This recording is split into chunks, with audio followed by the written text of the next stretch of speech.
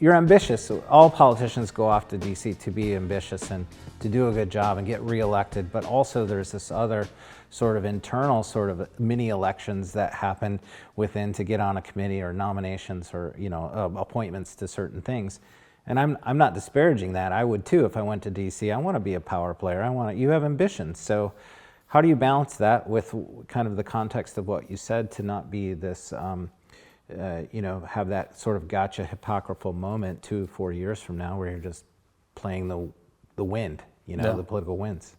Well, I mean, I think you also recognize that what's true in one moment may not be true down the line, right? Sure. I mean, just like anyone can have an emotion, you know, I always try to subordinate a little bit of, okay, I maybe feel X, Y, or Z about this. I'm not going to forget about that, but I also know that the vote I'm casting today is not going to change in 5 or 10 or 20 years. My feelings of the moment might. So trying to strike a balance there. I think the danger that I've seen is where you make you subordinate what your principles may be, saying, well, I know that this is really important, but there's this thing I care about more, and if I am not in office, if I lose office because of this vote, I won't be able to do that thing I care about more. And those individual concessions, I think, can really accumulate into someone just losing any sense of bearing and being purely political opportunists. Again, in the context of being in this other world, into this other culture entirely of DC, and again, many steps removed from the direct accountability from, you know, I know you have Rick in your local office, but it's, you know, it's not this, we've already painted that picture to where you can really get into this other sort of purely political sort of game.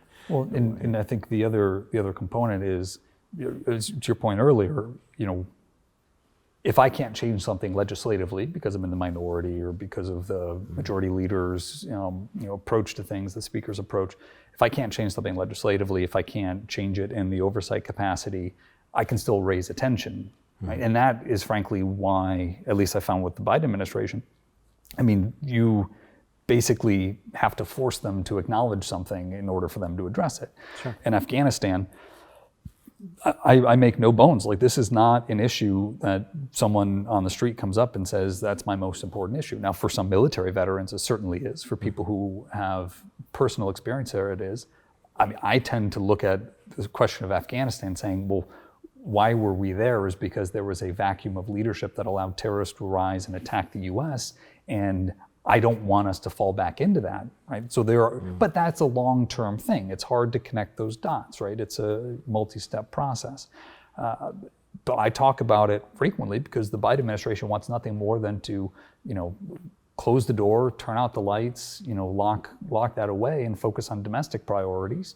And I try to be a thorn in the side when it comes to not forgetting this issue, because I think it will have negative long-term consequences for the US if we just, you know, say, to heck with it, you know, we don't care about that anymore. Is that still going on? No, it is. And we're facing famine, and we have, you know, folks that we abandoned.